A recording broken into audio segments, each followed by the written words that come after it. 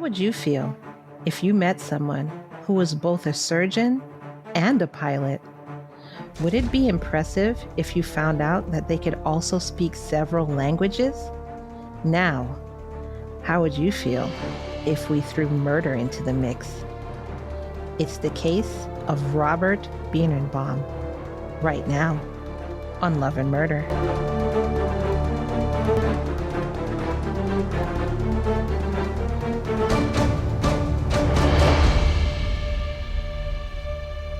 Welcome, everyone. Welcome to a new episode of Love and Murder, the weekly true crime podcast discussing relationships gone terribly wrong, where our motto is... You're either someone's last love or their first murder. What can we say? I mean, we could say something different, but I mean...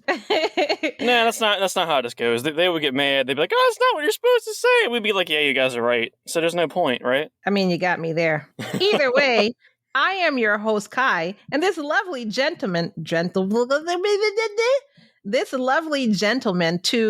are you to my right or my left? Well, I don't really want to say, because then the lovely lambs can kind of imagine us however they want to imagine us. If I give them an answer, then it's like, oh, well, I always thought Rick was behind Kai, or I always thought Rick was, like, across the room from Kai.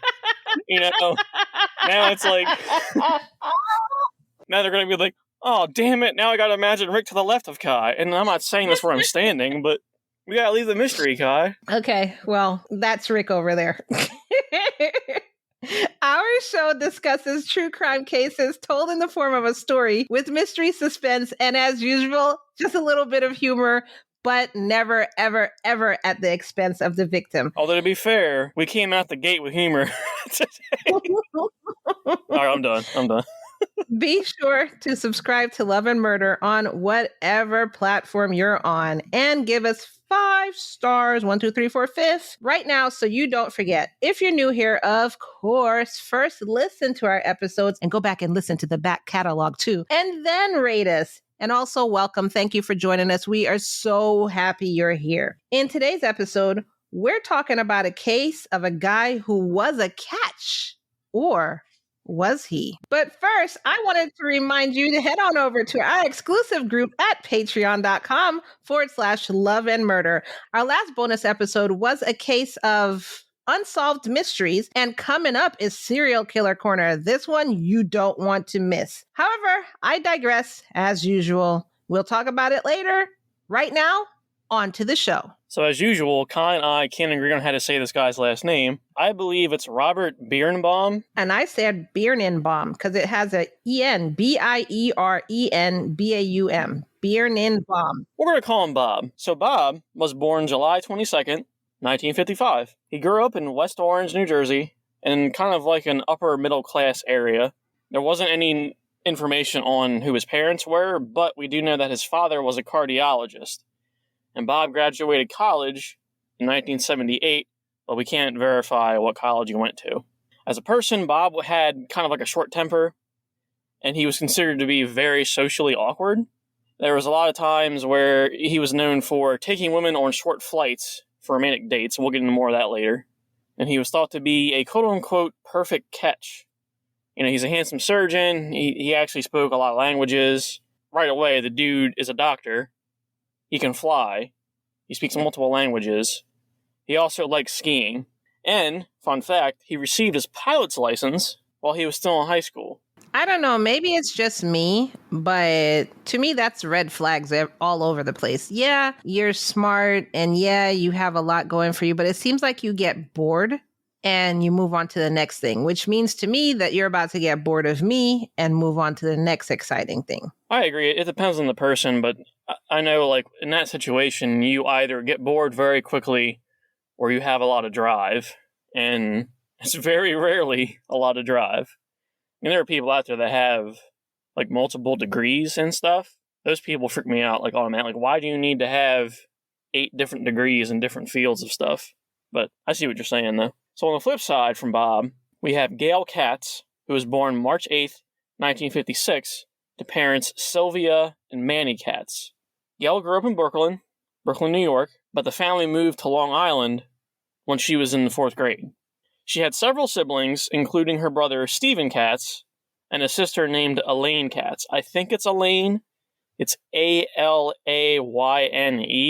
I think that's pronounced Elaine. Yeah, that sounds like Elaine. I'm used to Elaine being spelled with an E, though, so I'm not, maybe that's like an older generation kind of. I don't know. Gail lived a carefree lifestyle. She went to Broadway shows a lot. She hit the honor roll quite frequently at school. She was very soft-spoken. Unfortunately, she attempted suicide in college because she suffered from depression, and this was during a particularly hard time for her because she was going through a breakup and she suffered an injury to her arm.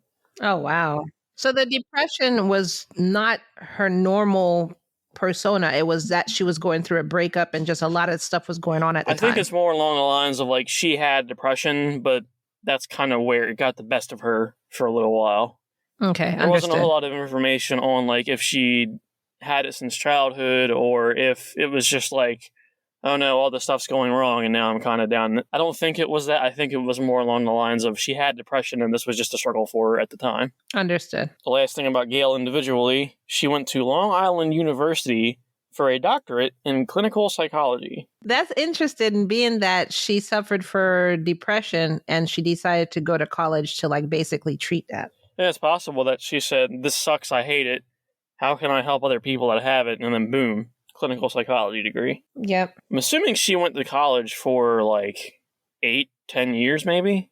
Because a doctorate takes a while, doesn't it? Isn't it like the highest degree you can get? You do 4 years bachelor, 2 years master's, and then 2 years doctorate. So yeah, 8 years. Gail and Bob got married on August 29th, 1982. And at this point in time, Bob worked as a plastic surgeon at Maimonides Medical Center. Gail had worked different jobs throughout their marriage, including being an attorney. She worked at an ad agency, and she worked as like an assistant for several wealthy businessmen. And it's been reported and kind of verified that the two of them fought and argued a lot early on in their marriage. It was so bad, Gail's coworkers could hear them arguing on the phone at certain times. And Bob himself would go on to admit that, the arguments could become physical. And Kai, this is going to hit both of us because we talked about this before. A lot of cases seem to deal with this, but Gail thought she could change Bob, even though he was a very controlling person. So the dude's got a bad temper, he's very controlling, their arguments get physical, red flags, left, right, and center. Yeah, but as we tend to do, we always think we could change. He'll see the light for us. On July 7th, 1985, Bob went to his sister's home in Montclair, New Jersey for his nephew's birthday party. There he told his father that he and Gail got into an argument early that day, that she stormed off and went to Central Park by herself, and she hadn't come home by the time Bob left Manhattan to get to the party. Because at this point they were living in New York, so he literally had to leave New York to get to New Jersey for his nephew's party. So he's saying, oh, we argued, fought, it was so bad that she stormed off, and I haven't seen her all day, she never came home, now here I am in the evening at this party, still haven't seen her. Later on in the evening, though, Bob went to see a friend of his, a Dr. Scott Baranoff, and for some reason he phoned his house several times throughout the night, and during this time he informed Dr. Baranoff as well about Gail not returning home. I'm thinking right away, maybe he went to stay with his friend because he didn't want to be at home when she got there.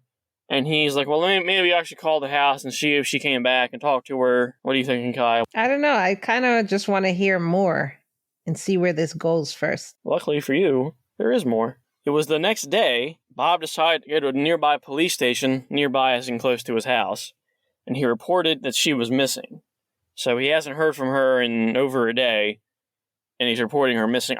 I thought you had to wait 48 hours to report somebody missing, though. I think in some instances, in some states, you can do it after 24 hours, but I think generally it is 48 hours. But I got to tell you, if I know somebody, if it's my husband or my child and they're missing, it's going to be 2 hours calling the cops. So he reports that she's missing, and police, investigators, whoever needs to act, they look for her. There's no signs of Gail. Bob didn't really have any useful information for them. He didn't help with the search. They questioned him about her whereabouts and all that kind of stuff. He didn't really have any good answers for where she could have gone or what might have happened to her or, like if she went to Central Park, where she had gone after that. He didn't have anything to give them. He had no information for them. You think the guy back home, I can't find my wife. I think she would be here or there.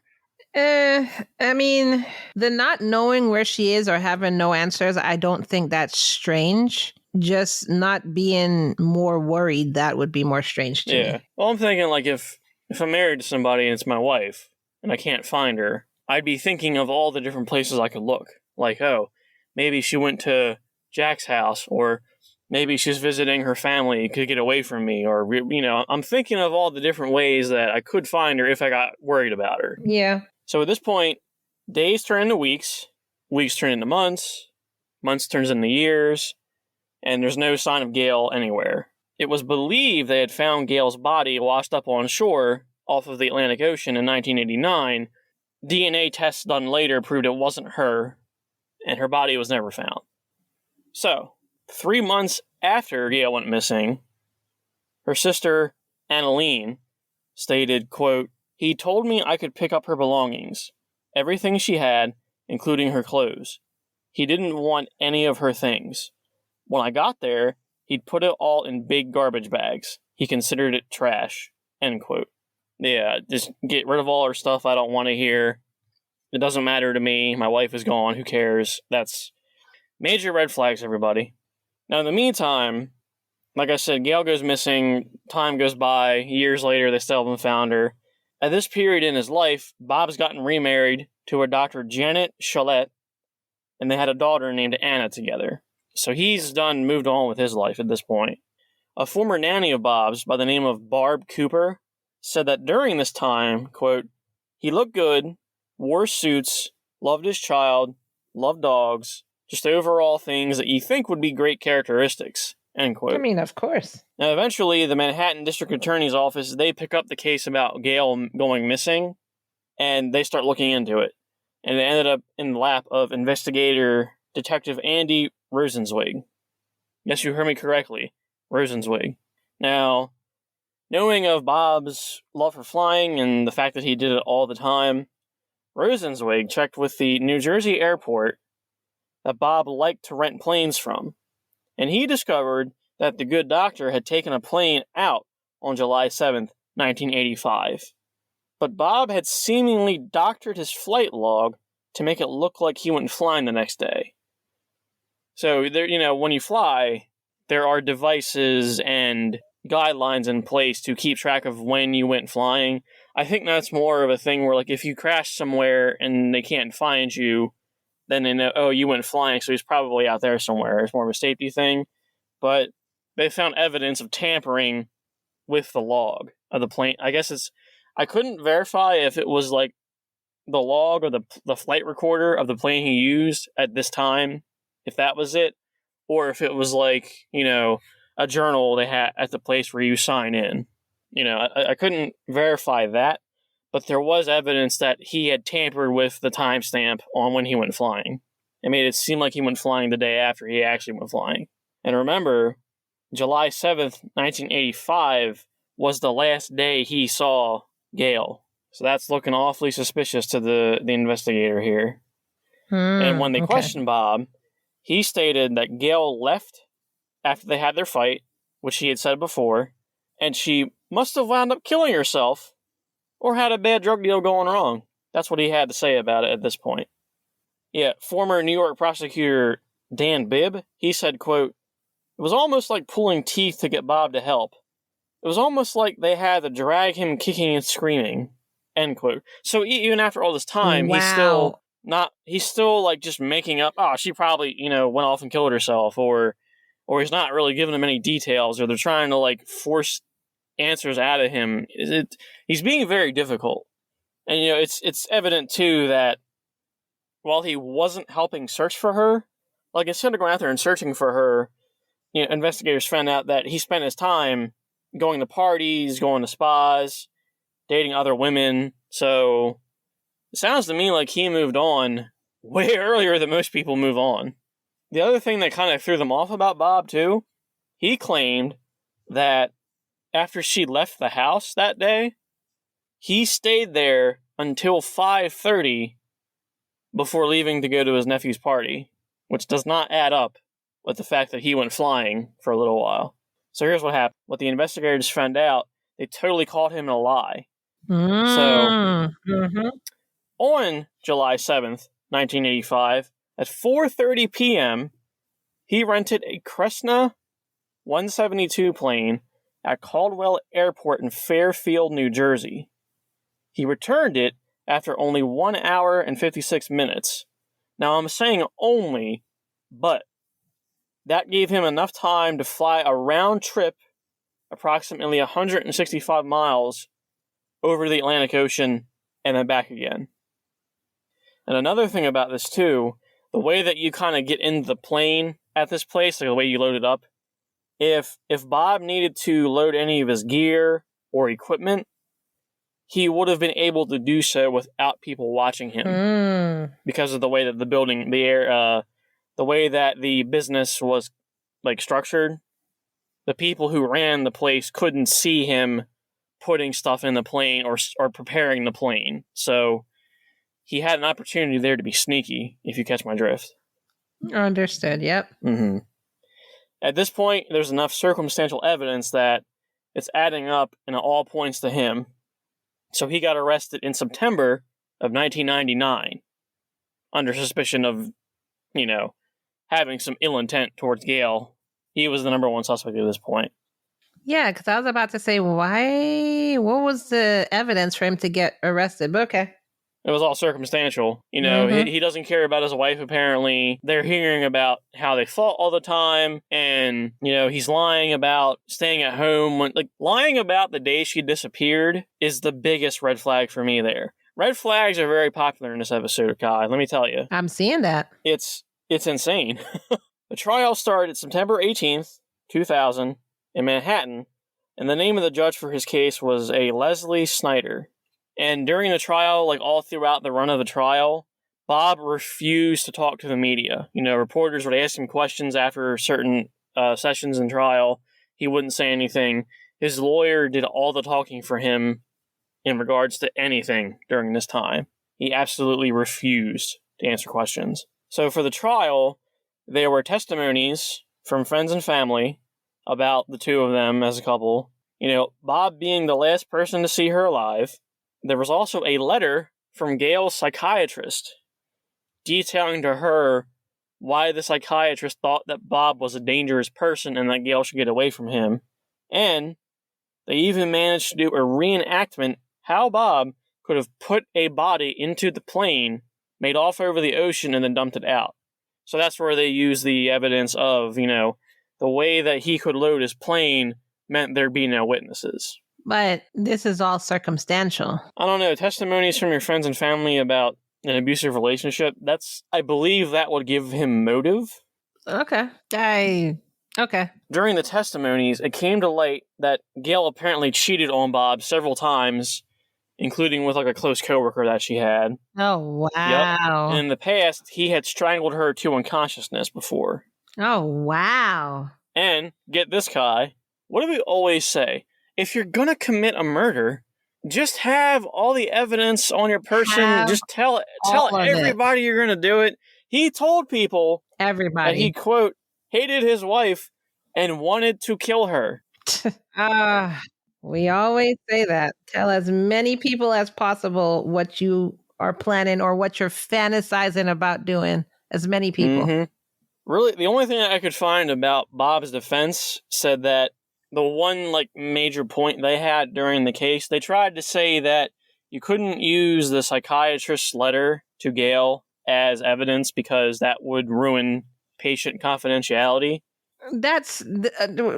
No, this is a murder investigation. Yeah. Patient confidentiality has nothing in this instance. You need to let everything out. My thing is client-patient confidentiality is in play if the person is alive. I mean, if it was just a natural death, I could understand that. But this is a murder investigation, and what your patient has told you could possibly be evidence to help this murder investigation along. There's no need to be confidential if she's not around anymore. I agree. Exactly. So with all this evidence and the testimonies, with all of that, it took the jury 5.5 hours of just debating.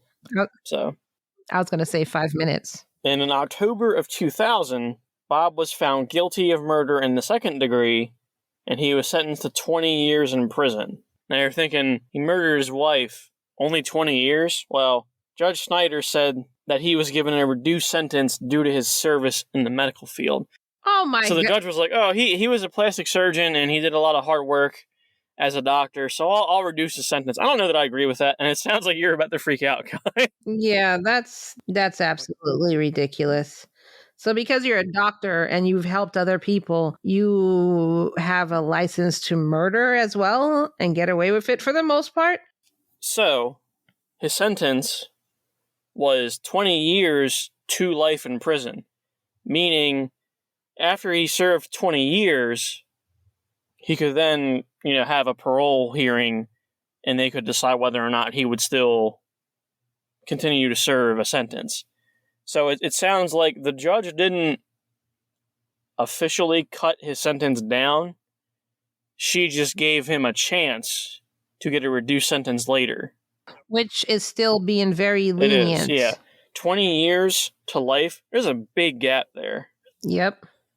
And we should add, during the trial, Kai, what do you think he pled? Not guilty. The whole time during the trial, he said he wasn't guilty. But in December of 2020, at a parole hearing, Bob admitted to killing Gail. Just straight up admitted it. Oh, wow. Yep. Just came out and said, yep, I killed her. I dumped her in the ocean. She's probably still there. Wow. I wonder what made him change his mind. He might have thought, if I show remorse and tell them the truth, maybe I'll get my sentence reduced like the judge said. They'll just be like, oh, okay, well, we're so happy that you finally told the truth. It looks like you've experienced growth. So, yeah, we'll let you out. Yeah, you murdered your wife in cold blood, but, you told the truth. Dumped her body into ocean, just continued on with life. And yeah, but, telling the truth shows us that you've had much growth. We think you're rehabilitated. I know we're making jokes about his approach to this, but I'm just going to come out and say he's a freaking asshole, and he deserves life in prison for this. We always explain every episode, there's no humor at the expense of the victim. Sometimes the murderers are just so stupid, Kai. You can't help but make fun of them. It's too easy. So his parole hearing was in 2020.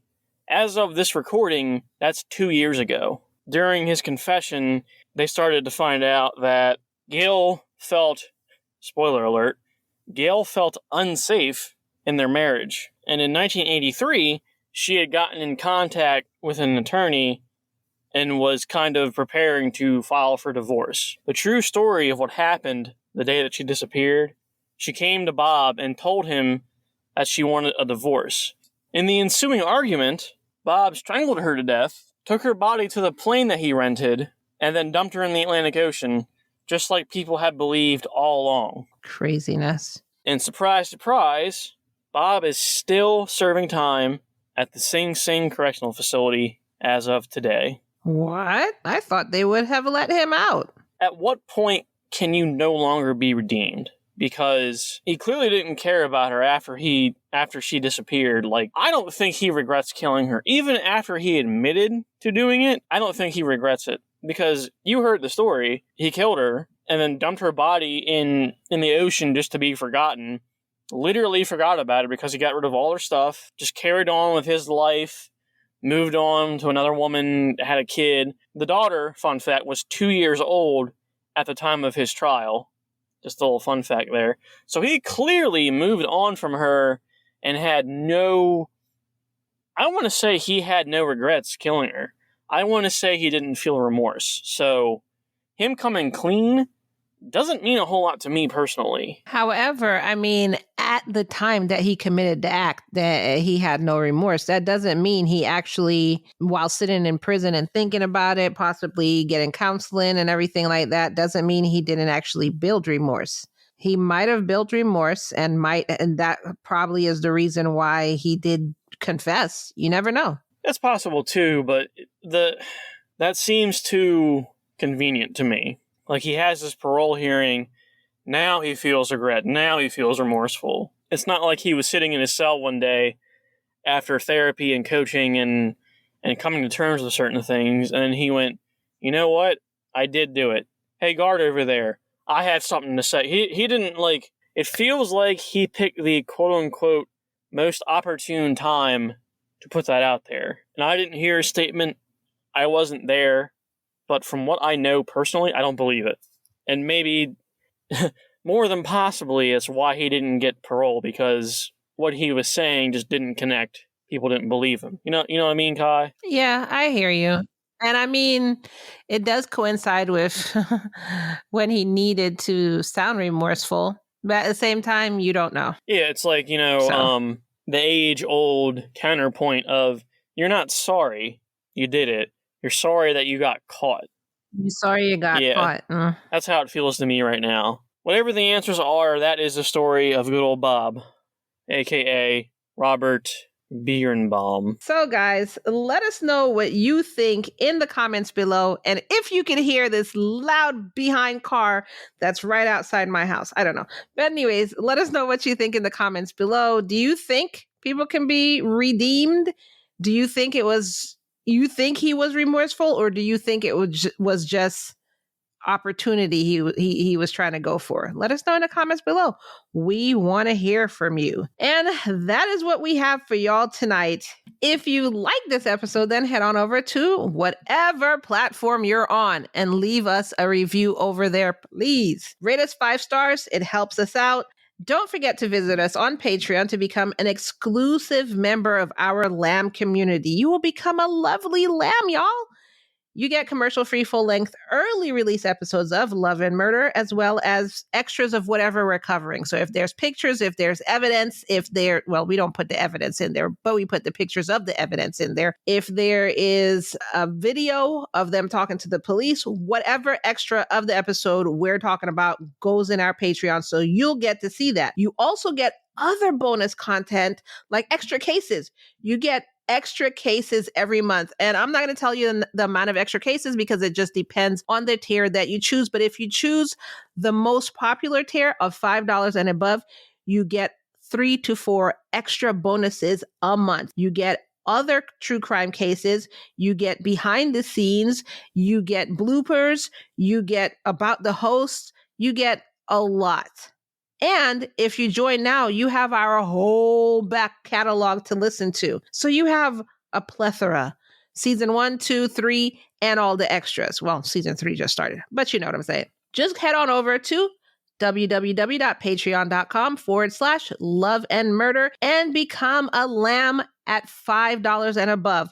But you can start in at only $1. That helps us too, and we'll love you either way. Follow us on social media at facebook.com/relationship crime, Instagram at Love Murder Podcast.